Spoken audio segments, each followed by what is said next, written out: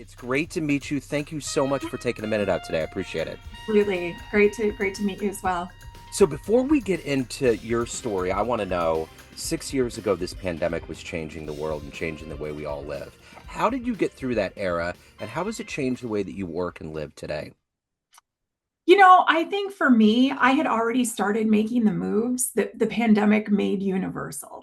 When I started Workhorse, I knew I was done kind of living the traditional, pattern in life and, mixers and mingles. I just wanted to do what I was passionate about. And so in 2018, when I started the company, we were fully remote at that point. I saw the technology that was aligned. I saw the opportunity to work with people from all over the world instead of just people within a radius.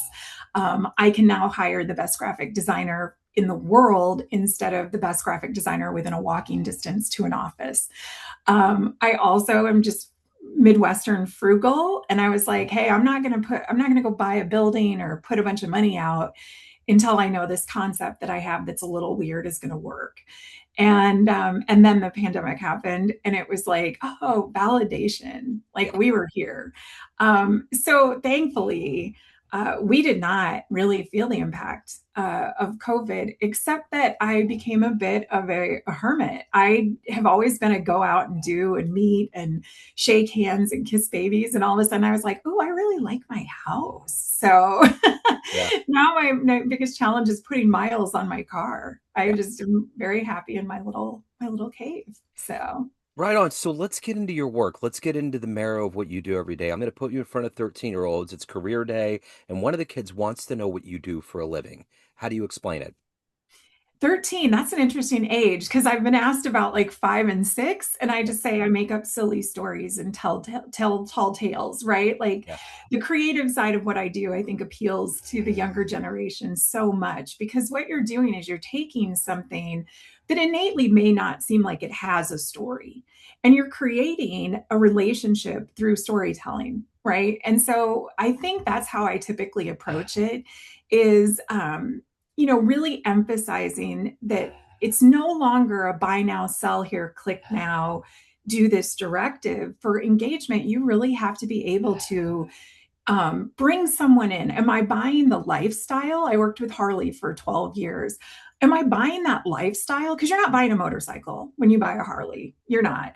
You are buying the freedom, the look, the feel, the connection to other people. It's an instant group of people that you now belong to, like it or not. Yeah. And how do I tell that if I'm just talking to them about how big the engine is and how powerful things are going to be when you're on the road? None of that matters. People aren't buying the equipment, they're buying the lifestyle. We work with a ton of YMCAs around the nation. And it's a gym, right? Everybody thinks of it as a fitness facility. But if that were the case, you could go work out at any gym Yeah. in the world and have the same fitness experience. People join the Y because they impact the communities that we live in. Hmm. You keep your membership, and this was true of a lot of the Ys. People kept their full family memberships active during the pandemic, even though the buildings were physically closed to support that mission. Wow.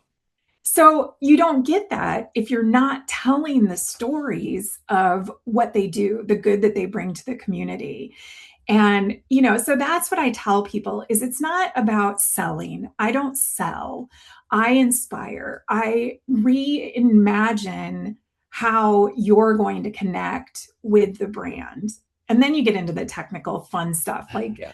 cell phone data. I can tell people what they did or what they had for lunch last week. I mean, it's wild how much information we can get Yeah. through the right sources now. So that usually gets the teens kind of excited, Sure. like, that there is, your phone is giving me all of the things that you're interested in. And I know that scares a lot of people, but I find it fascinating because I don't want ads for diapers anymore. My oldest daughter is 36. Yeah. So how do we get ads that actually mean something for us? As somebody who's been in this for 35 years, I love that I only get the ads that are going to be, connected to my world that I'm in currently. Um, it's more of like a couture ad experience when we're doing that. So I talk about that a lot with with the teens. But I love marketing. I've always loved marketing. So anytime I can get in front of a group, especially young women, and inspire them into the industry, I'll do it. So what did you want to be when you were a kid? When you were, 13 to 16, what was your dream gig? Honestly, I think my path had me really focused, and this is going to date me. I was very into photography, the dark room, Uh-huh. processing the film, printing the photos. I had even at one point applied to an art school right before I got pregnant. But that creativity moved me into marketing. Like I knew I wanted to do something creative and kind of do that. And I had been a junkie for commercials since I was little. I mean, I can still sing you the theme song for the Monchi cheese, from Saturday morning TV. And so I think I took that like creative energy and that like really wanting to storytell through photography and the nuances of now, okay, I've got a kid I've got to support. I can't just run off and live in the wilderness and take photos. How do I blend these two? And it became obvious. Like as soon as I went into marketing, I was like, oh, this is home. Oh, this is it. And so, I've tried to get out of it a few times over the years where you're just like, meh, Yeah. just sucks you back in. Yeah.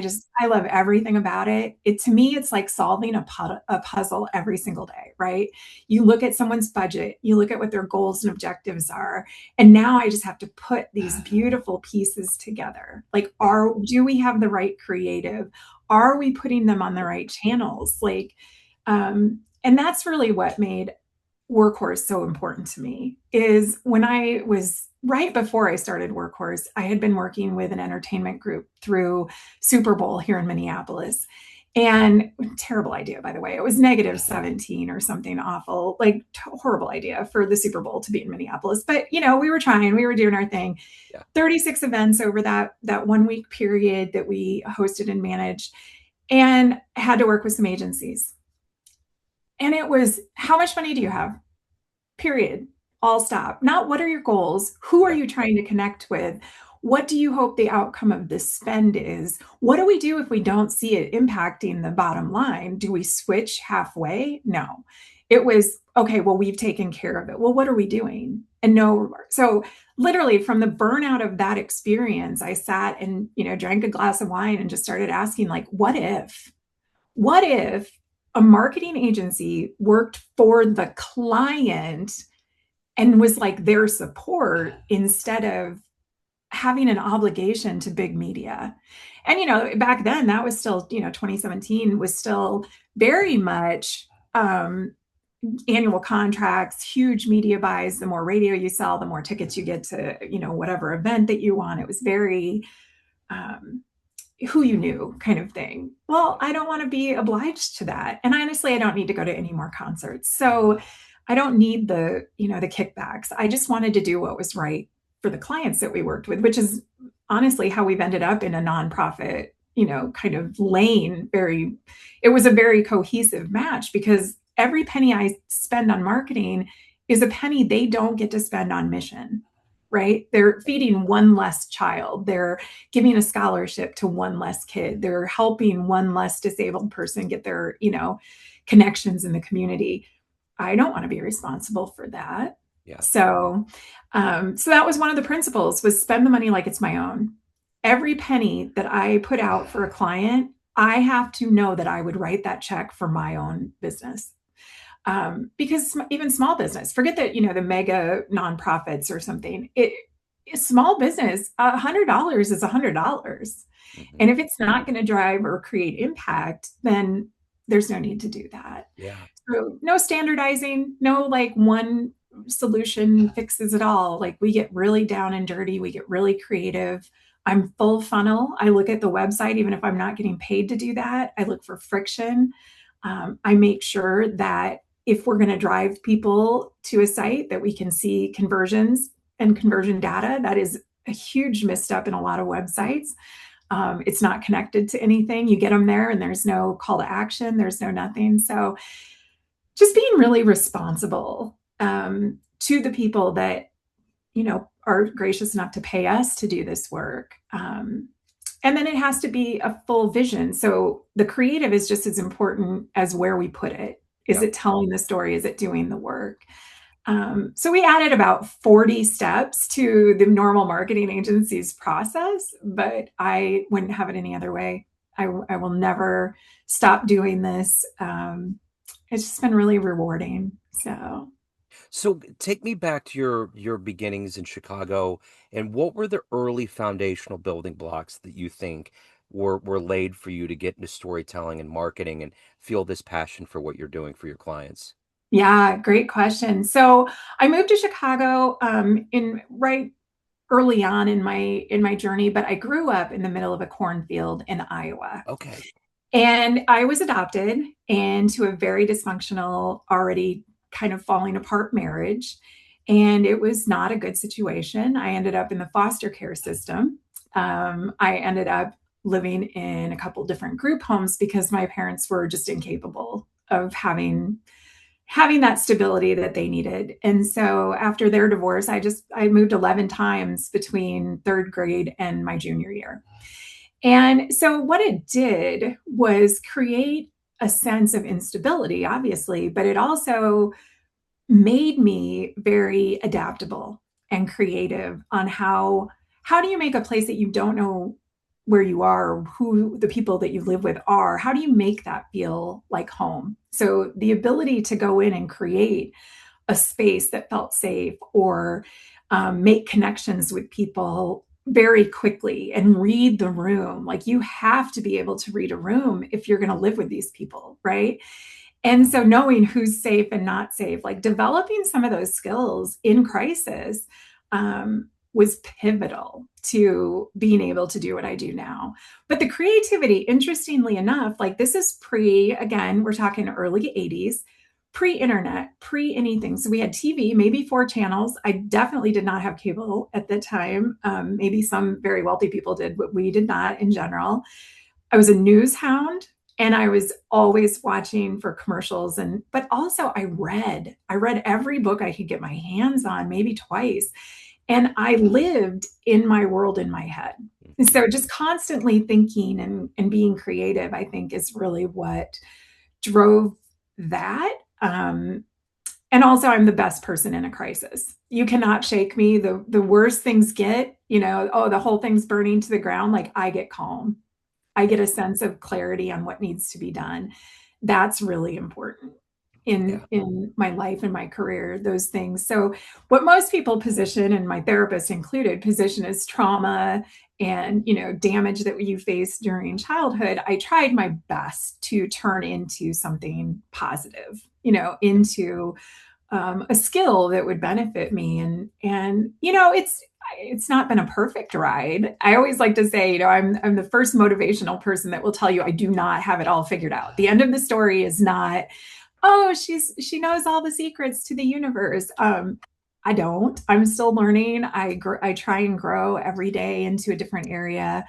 But yeah, I did pretty good. Yeah. Just Yeah. keeping that channel open Mhm. and not limiting myself to a set view of life. I think that was a big benefit. Yeah. I know a lot of people that grew up especially in Iowa, like they had their lives predetermined. Yeah. Like this, they're going to live here, they're going to farm, they're going to do this, they're going to stay here.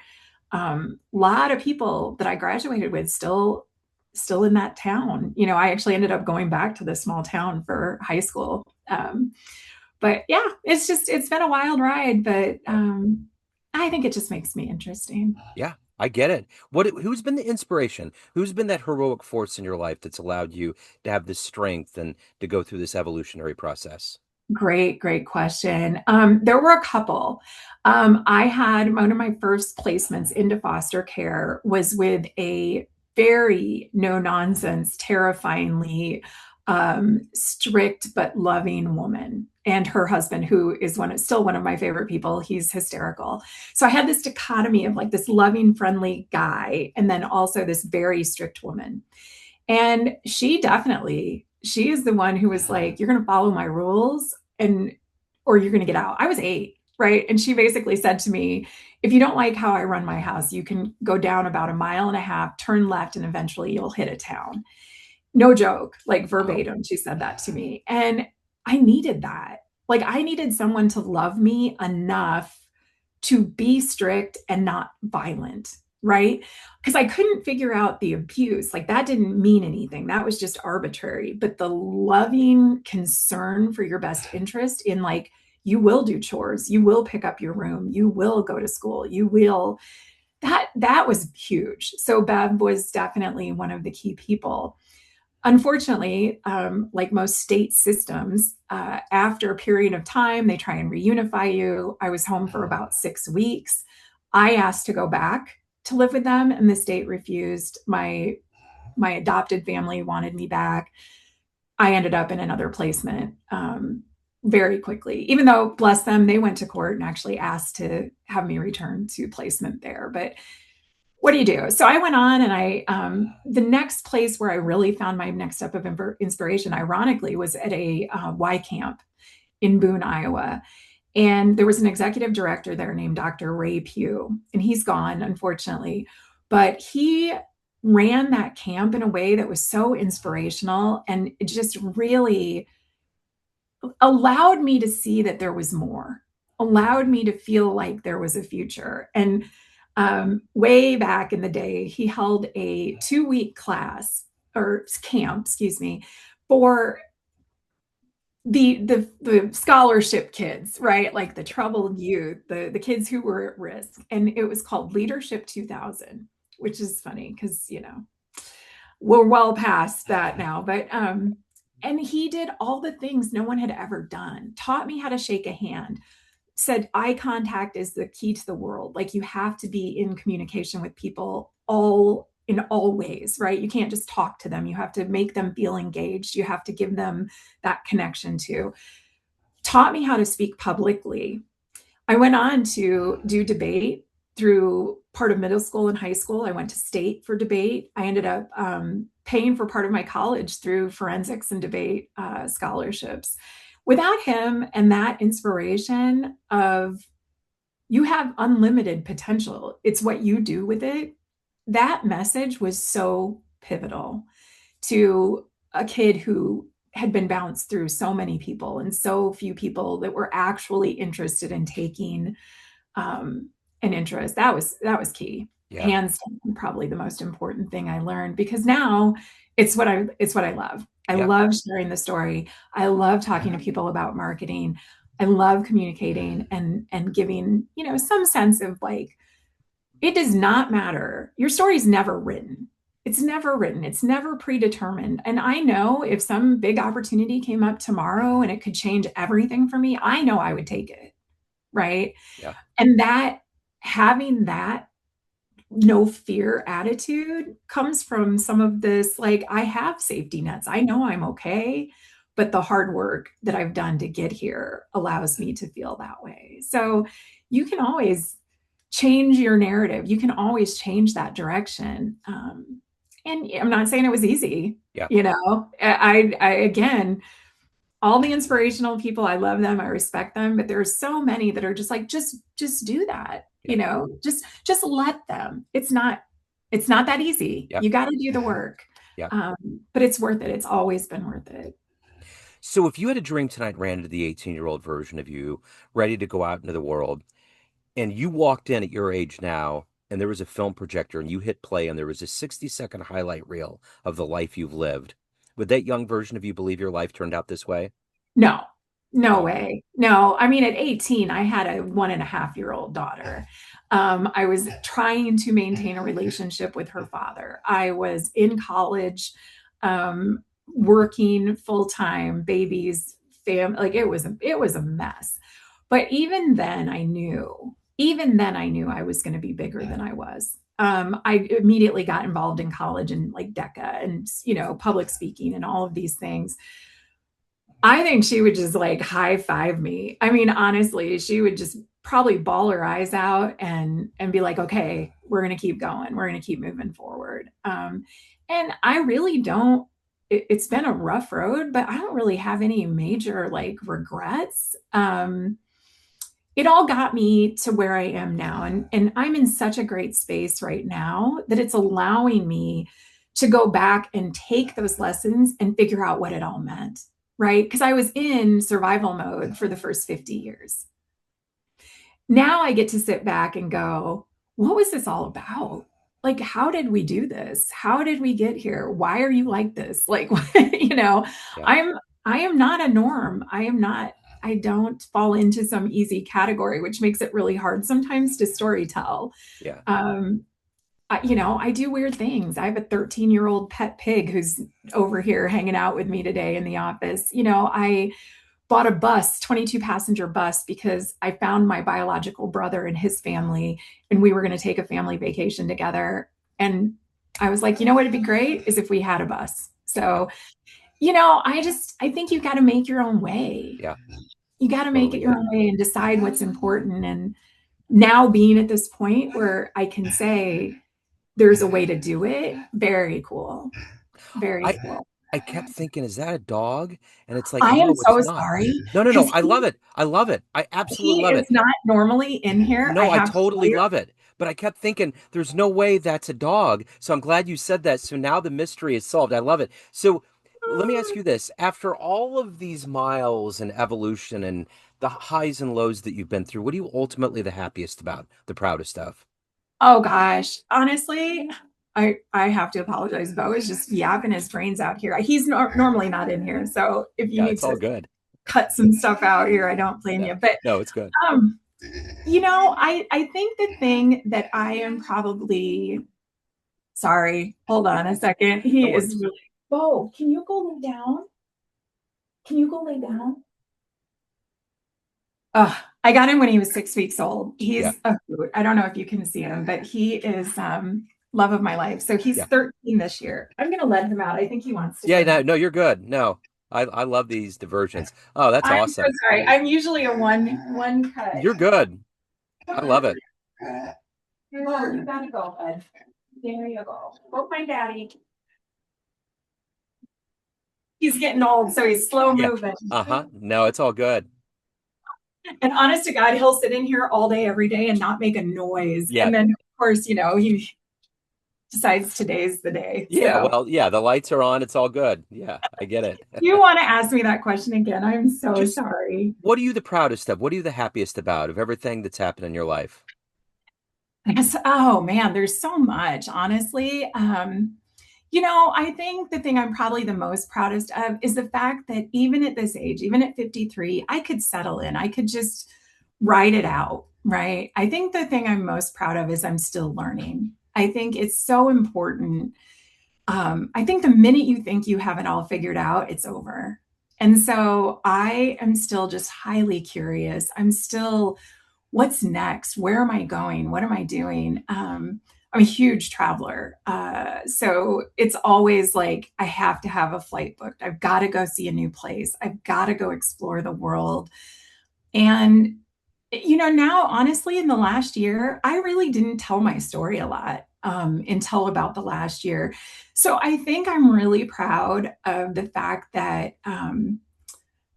we're doing that. Yeah. It's time. It's time because there was a lot of shame around, some of my childhood. Like it's hard to even imagine, but as an adopted child, I got picked on. Like your parents gave you away. You're Wow. nobody wanted you. Like what? That's the least, important thing Yeah. that happened to me. In a sense, and then, having kind of a crazy family and we lived in a small town and, that was nuts. And then, oh, you're the foster kid. I mean, I lived in a I lived in a group home in Sioux City, Iowa for 2 years, run by Catholic Charities. And one of the primary caregivers was a Catholic nun from China Wow. and she could barely speak English. And my first day at this facility, um, they took me to a school I'd never been to, dropped me off at the front door. I had to go in and like register myself in seventh grade. And then I went outside after school, and after all the buses left and after all the cars had come and gone, I was sitting on the stoop going, I don't know where I live. Yeah. So, I think the fact that anything else that happens seems so minor Yeah. in comparison, but the still learning is so pivotal. I have 3 daughters. That was a rough road. That was a really rough road. I was not trained to mother, right? I didn't have that experience as a child. That's how you learn. And so, I did the best I could. They were financially well taken care of. I worked, worked, worked, worked, worked because that's what you were supposed to do is be financially hard worker, right? That leaves a lot of room when they want to be loved and nurtured and have that emotional connection. And so I'm learning and now I get to do the cool stuff with my grandkids. So, Yeah. there's always room. Yeah. For sure. So if anybody wants to hire you, they want to find out about Workhorse Marketing, any of the other good business that's going on, where do they go? Where's the best place? Yep. One stop shop, teamworkhorse.com is our website, or like look me up on LinkedIn, Allie Grack. Would love to connect with people, especially I'm kind of on the hunt for women who have experienced some of the foster care system Yeah. or state run systems. I would just love to compare stories. Sure. Unfortunately, a lot of the women that I was in the system with are no longer with us. There's a very high death rate in that system. So I would love to connect with those people. But yeah, I'll talk about marketing all day Yeah. if somebody wants to. For sure. I will put all these links in the show notes. Allie, this has been wonderful. Thank you for your story. Thank you for your time. Best of luck with everything. I appreciate it. Thank you so much. It's been great. Absolutely.